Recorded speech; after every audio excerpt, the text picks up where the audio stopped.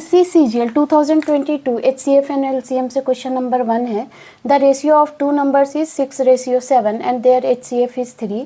There LCM is. हमें question में कह रहा है कि दो नंबर्स का रेशियो क्या दिया हुआ है 6:7 और उनके HCF क्या गिवन है 3. तो हमें फाइंड करना है LCM.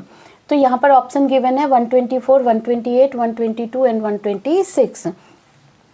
तो सबसे पहले हम देख रहे हैं कि हमें दिया हुआ क्या है रेशियो ऑफ टू नंबर्स, यानी कि वो दिया हुआ है 6:7 एंड देयर HCF क्या है 3. तो सबसे पहले हम क्या करेंगे कि जो टू नंबर्स का रेशियो है उससे हम दोनों नंबर्स को अलग करेंगे. तो जब भी हम रेशियो के पार्ट को अलग करते हैं तो हम एक कॉमन वेरिएबल से क्या करते हैं कि पार्ट्स में मल्टीप्लाई कर देते हैं. तो यहाँ पे हमारा क्या है रेशियो दिया हुआ रेशियो ऑफ टू नंबर्स. तो टू नंबर्स को अलग करने के लिए हम क्या करेंगे कि दोनों यानी कि 6 और 7 में एक कॉमन वेरिएबल से मल्टीप्लाई करेंगे. और यहाँ पे वो वेरिएबल हम क्या ले रहे हैं वो है हमारा x. So let the two numbers are क्या हो जाएगा 6x एंड 7x.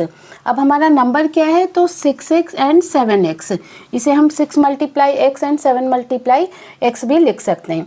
HCF हमें क्या गिवन है 3. लेकिन जब हम 6x और 7x से HCF फाइंड करेंगे तो हमें क्या मिलेगा x, क्योंकि दोनों नंबर में कॉमन फैक्टर क्या है x है. सो HCF इक्वल टू क्या हो जाएगा x. बट HCF की वैल्यू क्या गिवन है 3. सो x इक्वल टू क्या हो जाएगा 3. अब हम क्या फाइंड करेंगे LCM ऑफ टू नंबर्स. तो सबसे पहले हम जो कॉमन फैक्टर है उसे लिखेंगे. तो दोनों नंबर में 6x और 7x में कॉमन फैक्टर फर्स्ट क्या है x है. उसके बाद देख रहे हैं हम कि 6 और 7 में कुछ भी कॉमन नहीं है. तो जो बच जाता है नंबर्स में LCM में हम वो सारे फैक्टर्स लिख करके मल्टीप्लाई कर देते हैं.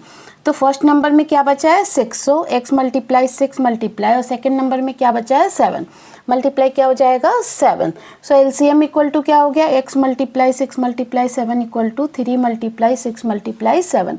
यहाँ x क्योंकि क्या है 3 है. सो इक्वल टू क्या आ जाएगा 126. यानी LCM ऑफ टू नंबर्स क्या आ गया 126. यानी ऑप्शन डी जो है हमारा करेक्ट आंसर है.